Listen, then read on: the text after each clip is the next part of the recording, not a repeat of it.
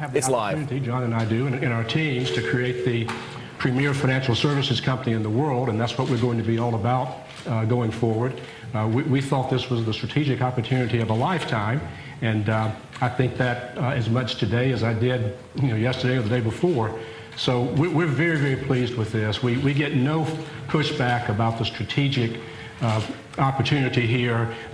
We can talk about deal details, but everybody sees this opportunity, and it flows very well. We can do so much more for our clients, both on the retail side and the corporate banking side, with the capabilities that Merrill Lynch brings for us. And we always say, as we take care of our customers, that they will take care of our shareholders. And so we really believe that here. We know we have some hard work to do in this transition, but in fact, we're good at that. And we intend to be very focused on having this the best transition ever done in the world to create the best financial services company in the world. Again, I have nothing prepared, but I'll see if John wants to say anything. And after that, we'll take your questions. Thank you, Ken. I would just echo what Ken said. This is a transaction that makes tremendous strategic sense. We think it gives us great opportunities, both on the Bank of America side and on the Merrill Lynch side.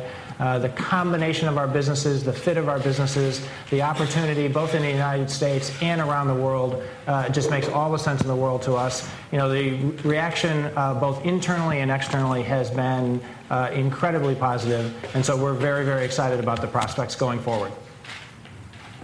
So we'll turn it back to you, Bob. Okay, well, let me recognize you, and as I said, please wait for the mic in order to answer to ask your question. Yes, sir. Thank you. Greg Farrell from the Financial Times to ask about what happened yesterday, and at one point did Bank of America move off of Lehman, and also, John, how long has this been in the making? Have you been in discussions for a few weeks? Because I gather you've been thinking about this longer than just 24 or 48 hours. Well, we're not going to talk about Lehman. We're going to talk about Merrill Lynch. So now it's your turn, John. Well, this really began actually in a much shorter time frame. The problems with Lehman over the weekend, the fact that all of us had been at the Federal Reserve Friday, Saturday, and Sunday, and the expectation for the difficulties in the marketplace following the Lehman bankruptcy really led us to start to think about what types of transactions might make sense for us. And although this will sound very short, actually the first conversations began Saturday morning. And the fact that we could put this transaction together basically in 48 hours, I think is a great statement on the strengths of both of our teams, but also the great strategic fit, which from the instant we talked was very, very clear that this transaction made a lot of sense. People are calling this a 70% premium. Clearly, Merrill's stock was at 26 a week earlier, so it's not really accurate to say that. Having said that, you could have probably bought the firm at a cheaper price if you waited till the end of trading today, given what was going on with Lehman Brothers. Was there any pressure on the part of regulators, or why did you pay this price? Right. Yeah, it's a great question. First of all, there was no pressure from regulators. I'm sure after the fact that having this not be an issue is obviously very positive to them, but absolutely no pressure. The first question, though, we thought about your question. Why not just wait?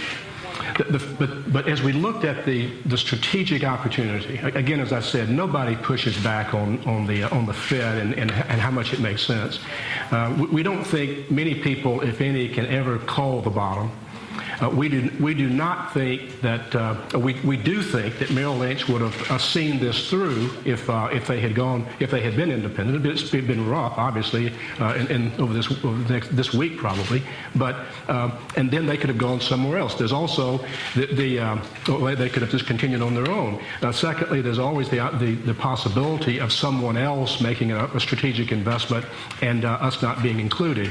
So as we weighed everything, we said it is better better to seize on this opportunity as we see it at the moment, as opposed to trying to catch the very bottom and possibly not catching it at all.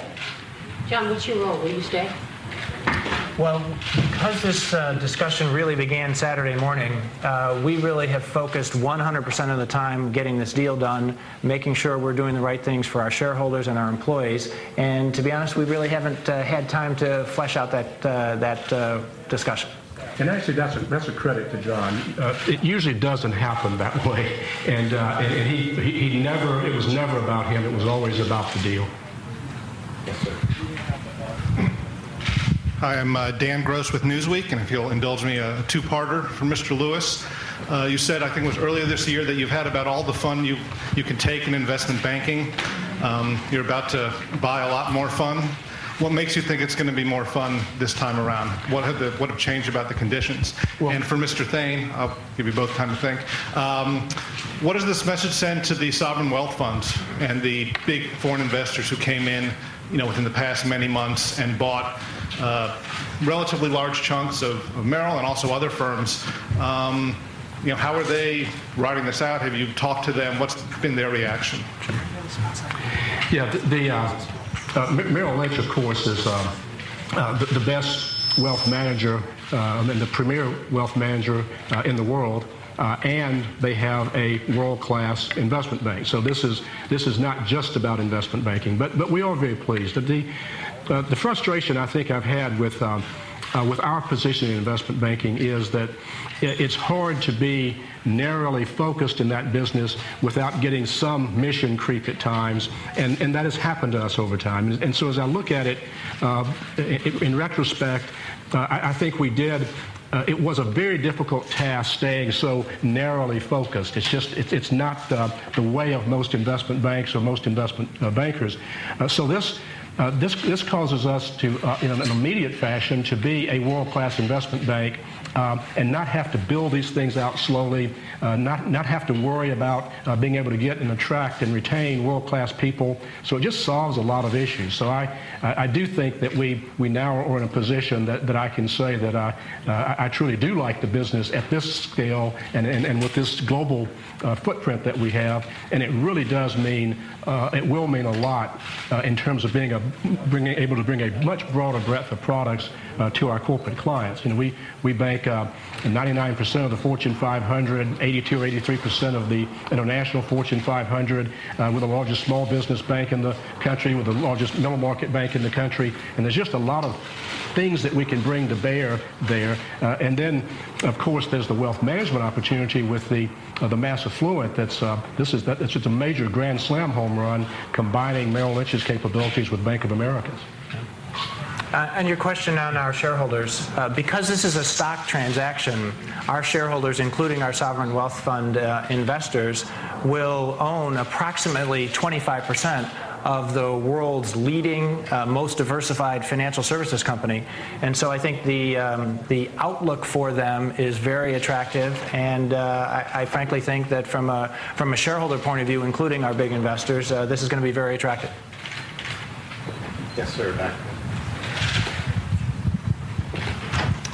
Hi there, Andrew Clark from The Guardian. Question for John Thain. You've been in charge for about 9 or 10 months, and 9 or 10 months on, Merrill Lynch is losing its independence, and quite a lot of people are likely to lose their jobs. Have you been a success or a failure as chief executive? Well, it's fair to say that this isn't necessarily the outcome that I would have expected when I took this job, but we have been consistently cleaning up the balance sheet, repairing the damage that had been done over the course of the last few years. And frankly, this opportunity is, I think, a very good opportunity both for our shareholders and for our employees. The fact that the combination fits so well, it makes strategic sense, there isn't that much overlap in the vast majority of the businesses. I think this is going to be a very attractive transaction from a shareholder point of view, but also from an employee point of view.